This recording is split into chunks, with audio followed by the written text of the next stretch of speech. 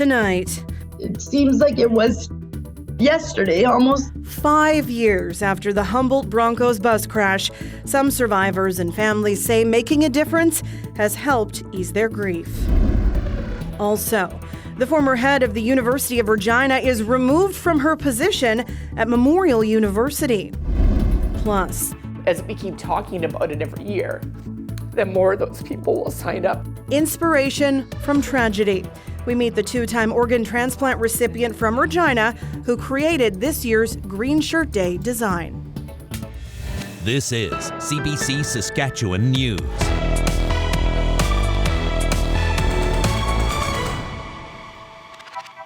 It is Thursday, April 6th, and the CBC Saskatchewan News starts right now.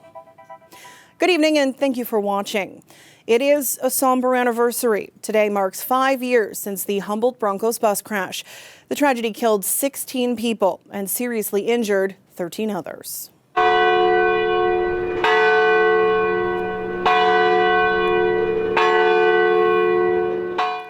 People gathered in Humboldt today at the city arena to pay their respects to the victims and survivors. And at 4:50, the approximate time of the collision, church bells rang 29 times, once for every person on the bus. Many of the players involved in the crash also reflected on their experiences today and took to social media to say thank you.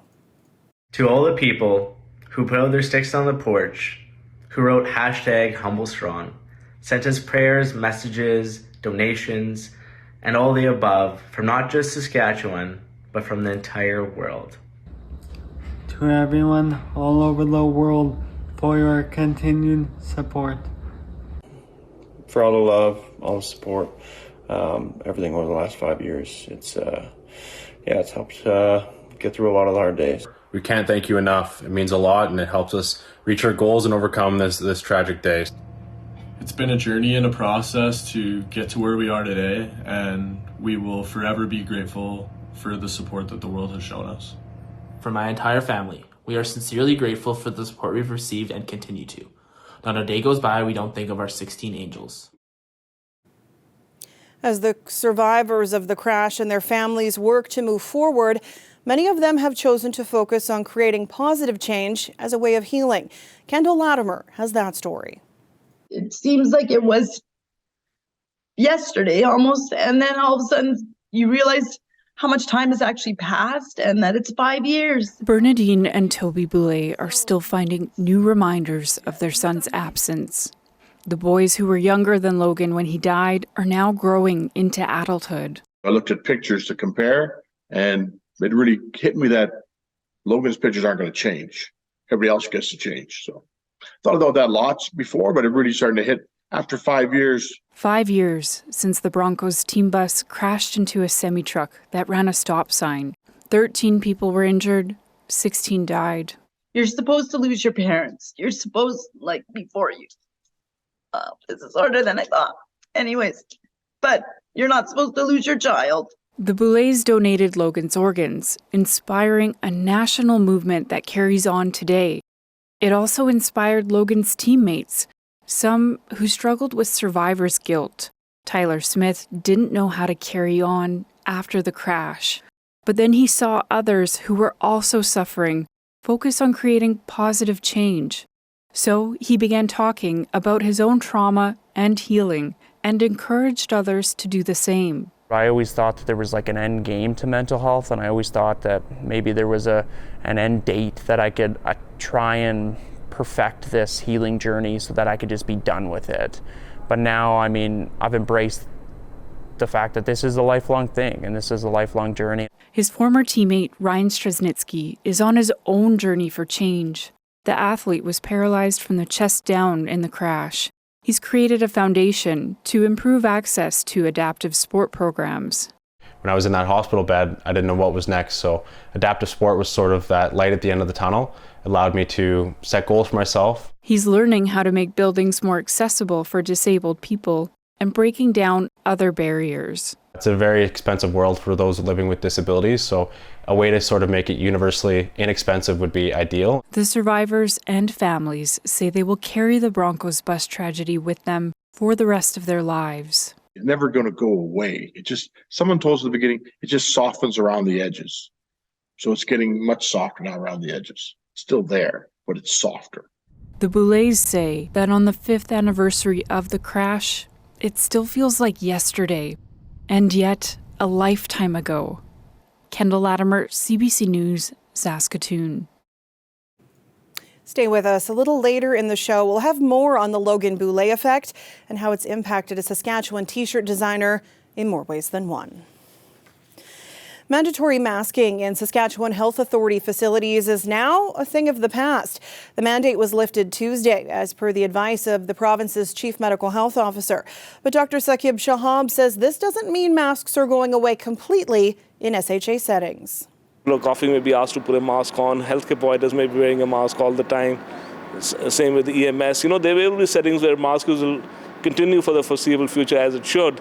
But there are other settings where, you're an outpatient setting where you're going to get your children vaccinated or for speech language pathology, where generally people are well, they're not there for a respiratory illness, but it's fine not to wear a mask. But if you want to or your provider wants to, masks will certainly be available. So I think it's going to be a gradual transition. Dr. Shahab says he's been talking with provincial health officials about lifting the mask mandate for about 6 weeks now, but it was ultimately up to the SHA to decide to lift that ahead of the Easter long weekend. The former president of the University of Regina, no longer the head of Newfoundland's Memorial University. The announcement was made today on the school's website. It comes after a CBC News investigation raised questions about Vianne Timmins' claims of Indigenous ancestry. She'd been working in the job since 2020 after spending 11 years at the U of R. The MUN website says Timmins' appointment was ended, quote, without cause. A new president and vice chancellor has already been appointed for a 2-year term. While job numbers are up across the country, that's not the case in Saskatchewan this month. The latest Stats Canada report shows employment fell in our province by 4,300 jobs in March from the month before. But elsewhere, the economy is defying expectations. Nisha Patel has the details. This Toronto hiring fair is packed, and for job seekers, optimism is in the air. I would like to, in a bank, in a restaurant, anything. I got resumes to customer service positions. That's what I'm aiming for. I have offer from 2 to 3 hospitality sectors. The economy has added jobs for 7 months in a row, a total of 383,000 since September. Hotels and restaurants still have huge vacancies. People are traveling again, and we're starting to hire some more people. Wonderful. And in a labor market that remains tight, there's fierce competition for workers. We did do some changes to benefits. We did do some increased wages in some of the areas. The latest numbers show as employers kept hiring, wages climbed 5.3% in March compared to the year before. With inflation at 5.2%, paychecks are finally keeping up. For a lot of employers, they've been having trouble finding workers. And what do? You essentially bid up your offer, and that tends to drive wages up. While that's good news for workers, economists say the central bank is in a tricky position. We're in this kind of bizarre world where, sometimes the good news is not so good news for the Bank of Canada. The Bank of Canada raised interest rates to slow the economy and bring down inflation. But rising wages tend to do the opposite. So amid strong job gains and steady growth, the economy continues to defy expectations. The economy has proven to be very resilient. So you know what? They have a fighting chance of a soft landing or no landing as well, too. Experts say this latest jobs report isn't likely to change the central bank's plan, pausing interest rate hikes for now to assess the impact on the economy. Nisha Patel, CBC News, Toronto. Regina police now say a death investigation that started yesterday has led to a manslaughter charge. Police were called to a home on Ray Street between 9th and 10th Avenues at about 2:30 yesterday morning. The report was for a weapons offense, and police were told a man was injured. When they arrived, paramedics confirmed a 33-year-old man was dead. Now, a 37-year-old man is charged with manslaughter. Lawyers for a Saskatoon woman accused of kidnapping her son and faking their deaths have filed a new court application. They're asking to see all documents related to Don Walker's arrest and detention. The lawyers allege Walker's human rights were violated in numerous ways, including excessive strip searching and other indignities. The document alleges Walker's treatment is related to the justice system's systemic discrimination against Indigenous women. One expert says her research backs these systemic claims. I wasn't particularly surprised, unfortunately, by some of the arguments and some of the content revealed in the application. Unfortunately, we are all too aware of the tragic and shocking circumstances that Indigenous women face when when they come in conflict with the criminal justice system. Walker's team is asking for the charges to be stayed because of these alleged violations. None of the allegations against Walker or those made in her new application have been tested in court. Her next appearance is scheduled for later this month. People in Regina will be able to scoot around the city in a different way this summer. City Council voted last night to change a bylaw, and that means e-scooters can be driven in bike lanes, certain pathways, and on streets with speed limits of 50 kilometers an hour or less. The city's program would allow people to rent e-scooters. Mayor Sandra Masters says the city will be drawing lessons from other Canadian cities before the program's tentative launch in July. Saskatoon City Council, meanwhile, already approved rented e-scooter use last year. Vendors for that city's program are expected to be chosen this month. The first round of the WHL playoffs continues tomorrow night in Saskatoon for the Blades and the Pats. This after a big comeback win last night for the Blades at the Brand Centre. The teams tied 2 games each. Game 4 last night started off slow, scoreless in the first. Jumping to the second, Blades on the power play. Igor Sidorov puts one past Pats goalie Drew Sim. Near the end of the second, roles reversed. Pats on the power play, and Connor Bedard, doing what he does best, ties things up heading into the third. 15 seconds later, and then again, less than a minute later, 2 more goals for Regina, but the Blades march back, eventually tying things up and taking things into extra time. Saskatoon with the game winner, much to the anger of Drew Sim. Blades win 4-3 again. No rest on the Easter weekend for these teams. Game 5 tomorrow in Saskatoon. Game 6 is back in Regina on Saturday. Well, it was a cold and crisp day out there. Okay, let's be honest. It was just plain frigid this morning in Regina at minus 25. But it is sure warming up and that sun sure feels good on the skin. So what is in store for our Easter long weekend? Ethan is back after the break with his breakdown of what's to come. Stay with us.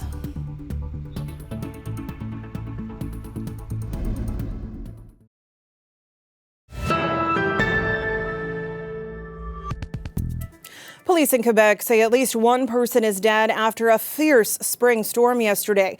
More than 1 million customers are now without power, some facing the prospect of an Easter weekend in the dark. Many neighborhoods around Montreal woke up to scenes of destruction this morning. Then a massive cleanup effort underway. Kwabina Oduro has the story. This car has seen better days. The tree fell on top of it during the storm.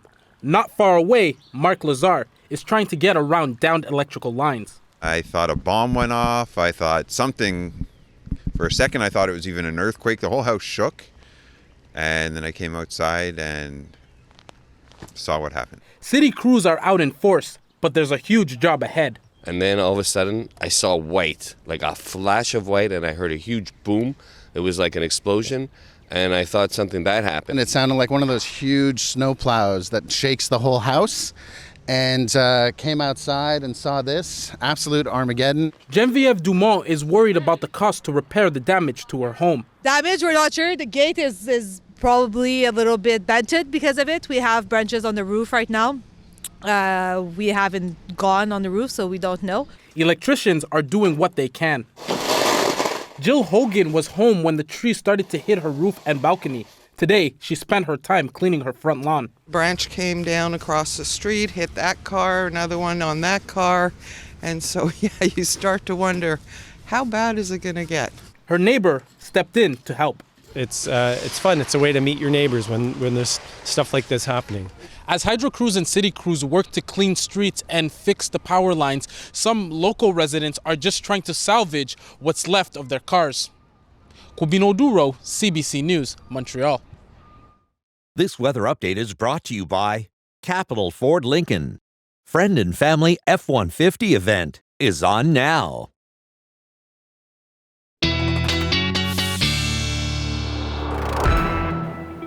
Our weather specialist Ethan Williams joins me now. It is a little bit warmer. We're heading into a long weekend. I'm wondering for my cross-country skiing friends if there's going to be snow they can take advantage of this weekend before she gone. Yeah, that's right. I think I saw some kids even tobogganing recently here today. There's still quite a bit of snow on the ground for sure. And in fact, we have data to show just how much there is on the ground. So this is a look at the European model, one of the models to measure this as of today. And in kind of the lighter pinks here, you have upwards of 50 to 70 centimeters of snow still on the ground. You get into kind of these darker purples here, and that's anywhere from 15 to 25 centimeters. And then the blues, 2 to 5 to about 10 centimeters, really kind of at most. And then the white is 0. Keep a close eye, especially on southern Saskatchewan, as we jump ahead to Tuesday morning, because you see there's a lot of that white that actually moves eastward in places like Regina, Saskatoon, Swift Current. We may, especially in outlying areas, not have a lot of snowpack left. Of course, it's all going to depend on just how warm things get. But we could really use the excess moisture because in Regina, we had our driest March ever in 137 years of record keeping. That's pretty incredible. And Yorkton, you got none of your average precipitation in the month of March as well. And North Battleford, Key Lake, really throughout the entire province, all stations reporting well below average moisture, unfortunately. And of course, the thing is, it's really dry and it's going to continue to stay cold, or it has been cold over these last few days as a result of that as well. And we have broken temperature records again for the second night in a row in portions of southern Saskatchewan, including in Regina, where it was minus 25.9 overnight last night. Elbow, Last Mountain Lake, this is the second night in a row you've broken temperature records. All of these records, by the way, were previously set in 2018. So this is not the first time in really recent history where we've seen these colder temperatures kind of this late into the year. But nonetheless, it still has been cold. And right now, you can see we are seeing a bit of an improvement as we head through the evening tonight and into tomorrow. And really throughout south and central Saskatchewan right now, these temperatures are on the up and up, close to freezing in some parts of the province, well over freezing in southwestern Saskatchewan, and this nice ridge is going to continue to build in and bring some of those warmer temperatures. Even after it moves out, things will stay seasonal, or maybe just a little bit below seasonal. And with high pressure again starting to move out, that's going to help those temperatures warm up. And really, we're not expecting much in the way of any precipitation or anything through the long weekend here. And maybe some cloud cover, possibly some rain showers in northwestern Saskatchewan. But Sunday, Monday, sunshine will dominate our weather. But it is going to get a bit breezy, especially tomorrow and Saturday. Gusts between 40 and 50, especially in southwestern Saskatchewan. And all of us seeing those pick up again as we head through the day on Saturday. And for Regina, the long-awaited long weekend forecast with some very nice temperatures here and some sunshine. Again, a little breezy here and there through these next couple of days.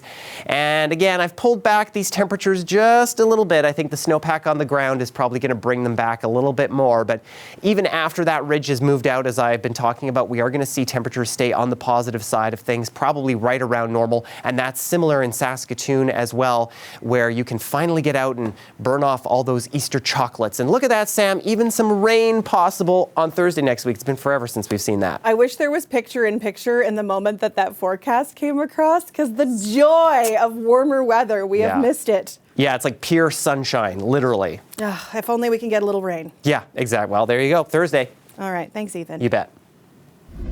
Well, I'm hoping that, as we keep talking about it every year, that more of those people will sign up.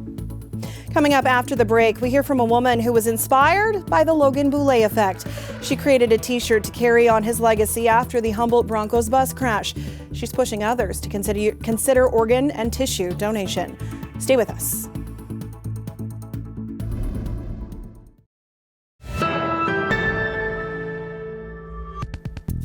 Welcome back. 16 people died in the Humboldt Broncos bus crash. One of them was Logan Boulet. He donated his organs and saved 6 lives, and that inspired many Canadians to register as organ donors in what was known as the Logan Boulet effect. There's a star for every one of the passengers that was on the Humboldt Broncos bus when it crashed. 16 for those who passed, and 13 for those who are still with us. It also inspired Green Shirt Day, which takes place tomorrow.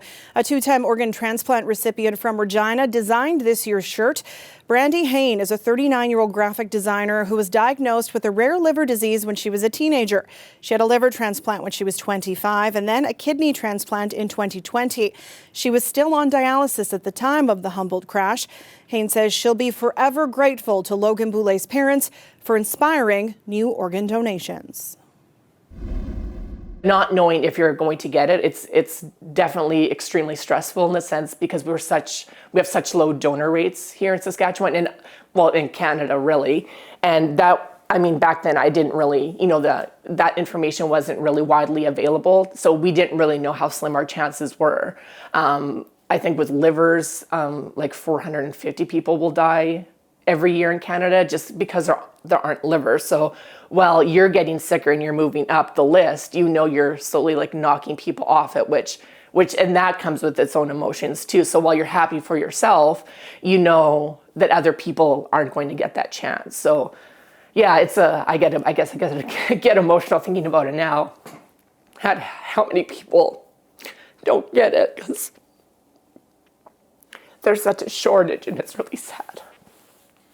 When I see Toby and Bernie talking about their son and they talk about it over and over and they go to event after event and they spread the word on like what they did for Logan and like what Logan did for us and how Logan was inspired by his rugby coach, Rick Suggett. Like it's just like this whole chain effect. And I thought, how can I not be part of that chain and speak on the other end of, from recipients and what it means to all of us? Because and a lot of us, like I said, we get our organ and we curl up because we're like, oh, thank God. And we don't want to kind of relive that trauma, but they're reliving that trauma all the time. And well, if you guys can keep talking about it, I can come out of my little bubble, as we keep talking about it every year, then more of those people will sign up and maybe not save lives right away, but, as those people eventually pass, I'm hoping that, people maybe in 10 years, 20 years, 30, they'll be maybe not even have to start dialysis because there'll just be so many kidneys and they'll be like, oh, it's really because like 30 years ago, there's this sweet boy in his family that donated organs. And that's, you really have them to thank. Logan Boulet's parents are staying with their cause. They're asking people to go online to register as organ donors and to talk to their friends and family about it. You can find more details at organdonor.saskatchewan.ca.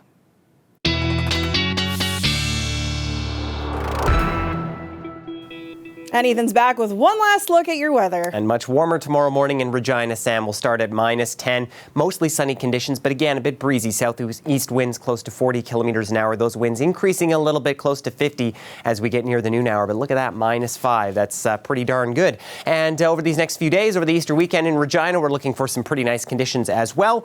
Sunny skies and again, a little bit breezy here and there, but really temperatures starting to take off. Saskatoon, we're looking for around -9.